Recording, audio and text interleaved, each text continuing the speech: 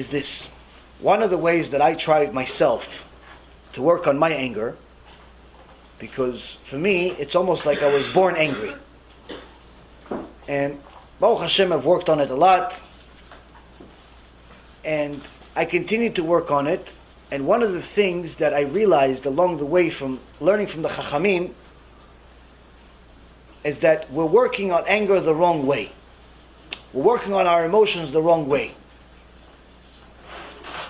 Most people look at life as if it's all one big mistake, where they think whatever their circumstances, lack of money, lack of a spouse, lack of a job, lack of significance, lack of something is like a mistake in the system. Like, I'm supposed to have this money and I'm angry and depressed and miserable because I don't have it. Meaning they justify their negativity and their mood because of the circumstance.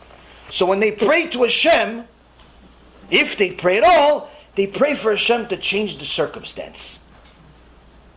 And after they pray to Hashem, please Hashem, give me money, and He doesn't give them money, they get angry at Hashem.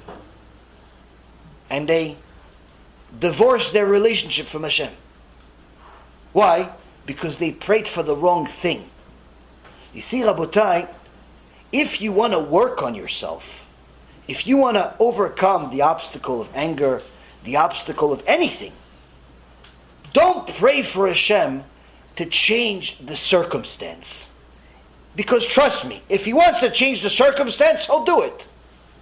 Don't pray for Hashem to change the circumstance as far as Hashem give me money. Hashem, no. Pray for Hashem to give you the strength to change yourself. To change your perspective of the problem.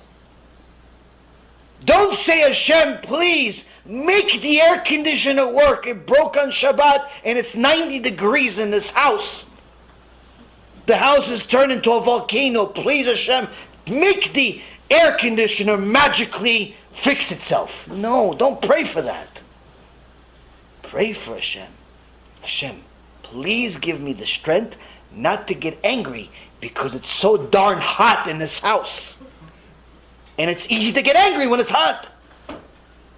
Please, Hashem, give me the strength to overcome this test. If you pray for that, I promise you, Hashem will change the circumstance. Why? Because then you pass the test. If you're praying for Hashem to give you the strength to overcome the test, that means you acknowledge it's a test. Therefore, there's no point for the test anymore. It's like playing hide and go seek.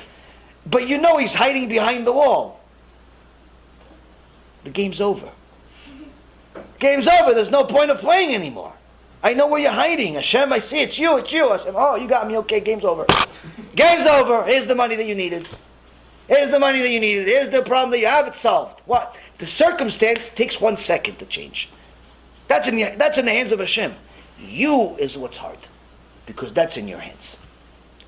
If we pray for Hashem to change us, meaning for us to have the strength to overcome our own negativity, our own depression, then we're praying for the right thing. This is the only thing that's worked for me. I can tell you that from experience. Every time I've prayed for the circumstance to change, sometimes it worked, sometimes it didn't work, but either way, I knew for sure it had nothing to do with me. Hashem simply decided that this is going to work now, and it's not going to work then, and then it's going to work again. It had nothing to do with my prayer. The only times my prayers actually felt like they were working is when I asked Hashem, please Hashem, give me the strength to overcome this big test. I have no idea how I'm going to do it, but if you give me the strength, I'll do it. I have no idea how I'm going to fly from here to here and my whole body hurts and this and that. I don't know, but if you give me the strength, I'll do it. I have no idea I'm going to overcome this such and such, but if you give me the strength, I'll do it. You pray for that, you'll pass the test, your perspective of life will change, you'll never be depressed again, you'll never be angry again, you're never going to miss Hashem for a second again, because He's simply going to be a permanent part of your life all the time. And Gehenom not only does not exist in your life here, it will never exist in your life ever, because it has nothing to do with such a person, because Hashem is glued to you at all times. If Hashem is glued to you at all times, He's not taking you to Gehinnom. He's walking with you in Gan Eden. Any questions?